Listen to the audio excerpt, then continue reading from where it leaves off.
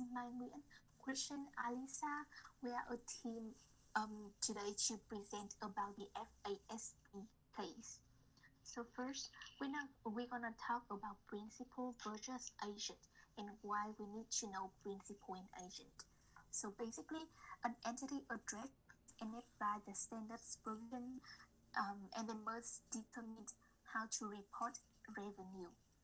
But how an entity report its revenue is determined by whether the company is a principal or an agent. And because of this, it is crucial to know what constitutes of a principal and an agent. So according to the FASB, a company that is providing the good or service to the customer, and an agent is a company arranging for the good or service to be provided to the customer. An agent acts on behalf of the principal and normally will receive a commission for its service.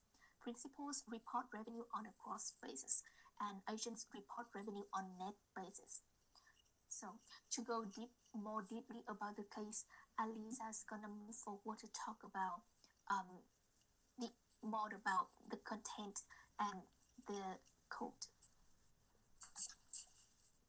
According to Section 5536, when another party is involved in providing goods or services, it must be determined if the entity has an obligation to provide the specified goods or services, or if they arrange for those goods or services to be provided by another party. In this case, Heisenberg arranges to get its lab administration bundle from Pinkman. According to 5536A, to determine the nature of its promise, the entity should first identify the specified goods or services to be provided. In this case, Pinkman employs its own workers to provide a bundle of services called lab administration to Heisenberg. The lab administration bundle contains all necessary activities to administer the lab and conduct research. Second is to assess whether it controls each specified good or service before that good or service is transferred to the customer. In this case, Heisenberg is in charge of Pinkman's hired employees' maximum salary, amount of employees hired, their assigned positions, and skill requirements. If Heisenberg discontinues their contract with Pinkman, all Pinkman employees will be transferred to the new company Heisenberg hires.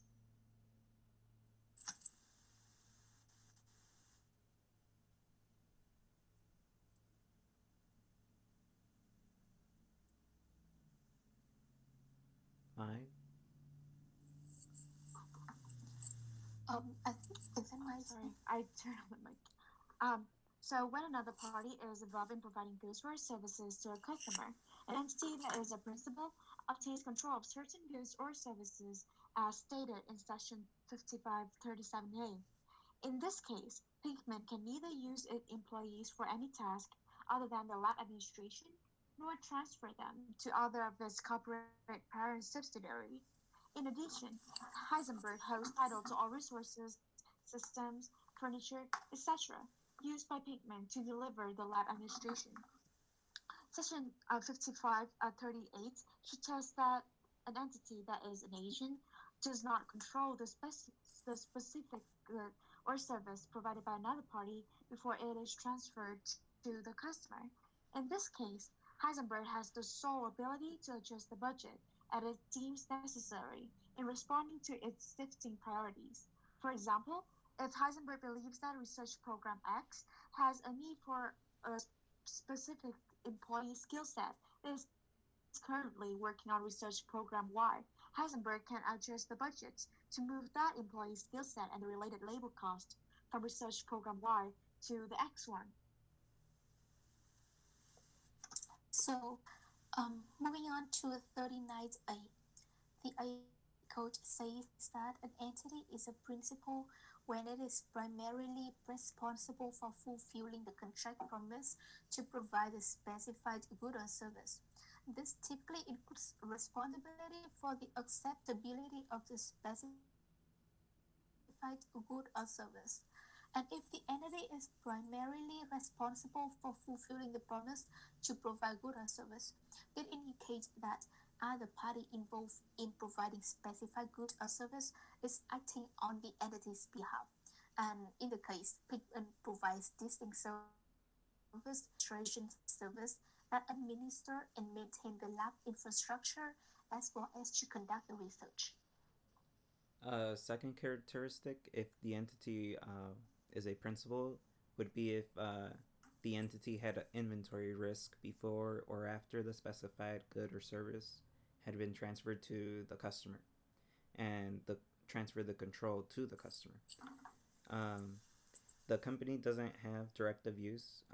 Pinkman would not be able to receive a return for the services provided, and if they did receive a return, they would have to mitigate the losses if there are any.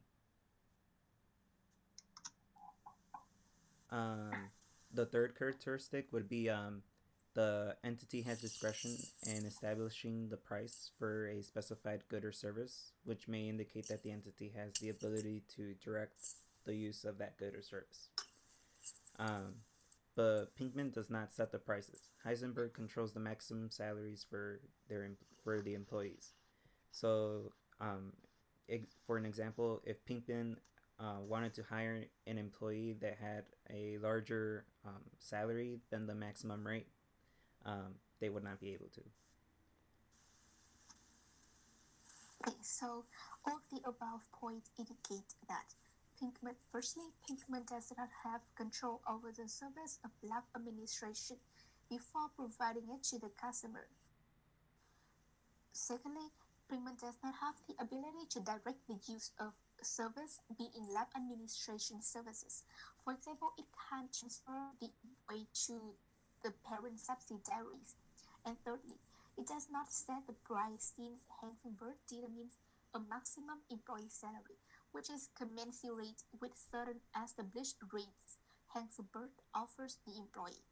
Based on of the citation and interpretation, Pinkman is an agent in the contract to provide lab administration to Heisenberg, and therefore it should recognize revenue on a net basis.